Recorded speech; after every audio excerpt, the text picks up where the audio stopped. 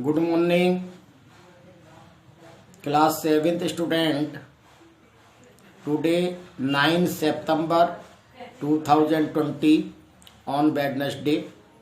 Online class Hindi literature textbook Aaradhya title Satsahas lesson number 5 written by Ganesh Shankar Vidyarthi long answer type question दीर्घ उत्तरीय प्रश्न।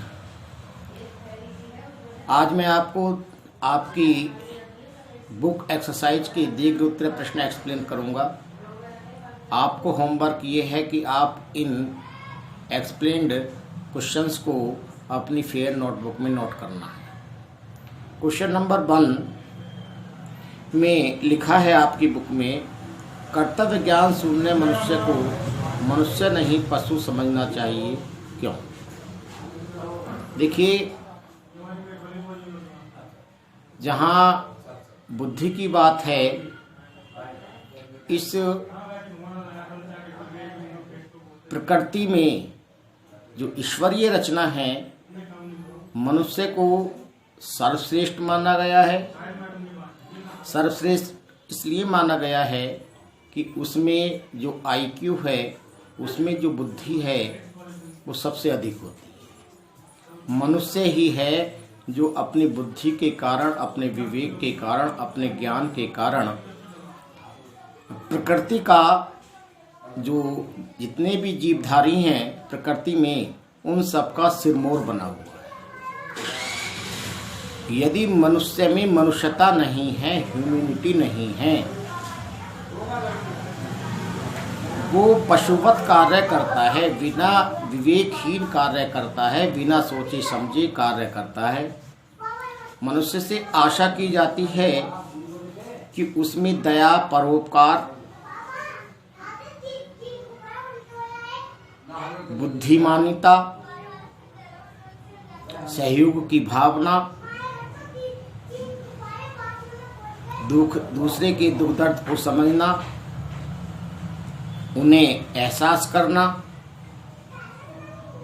दूरदर्शिता से काम लेना एक विवेकशील व्यक्ति का कार्य है। अगर वो इन चीज़ों पर विचार करता है तो निश्चित रूप से वो बुद्धिमान है, वो मनुष्य कहलाने का हक रखता है। और मनुष्य होते हुए भी अगर वो दूरदर्शिता से काम नहीं करता है, ये विचार नहीं करता है कि मेरा जो उठाया गया कदम है ये दूसरों के लिए कहीं समस्या पैदा ना कर दे, मुझसे लोगों को कहीं कोई पीड़ा ना हो, अगर वो ऐसा विचार करता है तो वो निश्चित रूप से प्रशंसनीय है, ज्ञानी है। मनुष्य ईश्वरीय संरचना का सर्वश्रेष्ठ प्राणी है। मनुष्य से समाज मनुष्यता की अपेक्षा करता है, इसलिए उसमें दया, परोपकार, सच्चरित्रता, कर्तव्यनिष्ठता एवं उदारता एवं निष्पक्षता आदि गुणों का समावेश होना आवश्यक है। पशु में ईर्ष्या, द्वेष, स्वार्थ एवं अज्ञानता आदि गुणों की बहुतायत होती है। वह सदैव स्वयं का हित साधता है। दूरदर्शिता का उसमें अभाव होता है। उपयुक्त विवेचन से स्पष्ट हो जाता है कि कर्तव्य से विमुख व्यक्ति पशु के ही समान होता है। इसलिए यदि उसमें कर्तव्य ज्ञान शून्य है तो वो मनुष्य होते हुए भी पशुओं की कोटि के अंतर्गत ही गणित किया जाता है। क्वेश्चन नंबर 2 है आपका, बिना किसी ज्ञान का साहस दिखाए किसी जाति या देश का इतिहास नहीं बन सकता, यह कथन कहाँ तक उचित है? यह कथन सर्वथा उचित है। हमारे अंदर मान लेते हैं थोड़ी देर के लिए बहुत सारा टैलेंट बढ़ा हुआ है, हम में विद्वता भरी हुई है, परंतु अगर हम इस चीज़ का प्रदर्शन ना करें तो समाज के लोगों को उस विद्वता का कोई बेनिफिट नहीं होगा।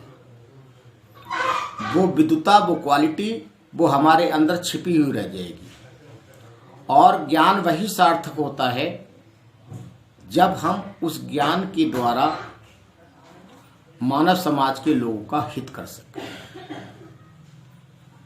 इसलिए उस ज्ञान को हमें साहस के द्वारा बाहर लाना पड़ता है, जिससे जाति, देश, समाज को ये पता चल सके कि अमुख व्यक्ति के द्वारा हमारा कितना भला किया गया है। इतिहास साक्षी रहा है कि जिस किसी भी जाति, समुदाय अथवा देश ने अपने ज्ञान रूपी चक्षुओं को खोलकर सर्वजन हिताय का मतलब है सबका सुख की कामना से व्यक्तिगत हित को नजरअंदाज करके सर्वहित के लिए अपने कदम बढ़ाए हैं, उसी व्यक्ति को समाज में सम्मान प्राप्त हुआ है, उसी जाति को इतिहास में स्थान मिला है, उसी व्यक्ति के व्यक्तित्व को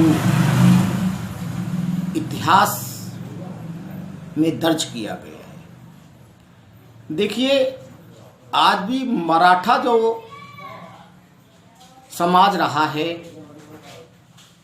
उसका इतिहास गवाह है। मराठा राजाओं ने देश हित के लिए, अपनी जाति हित के लिए, समाज हित के लिए कई ऐसे युद्ध किए हैं कि उनकी गाथा आज भी इतिहास में गाई जाती है। आज भी लोगों के मुंह जो है इधर उधर आपसी वार्तालाप में कही जाती है, सुनी जा सकती है।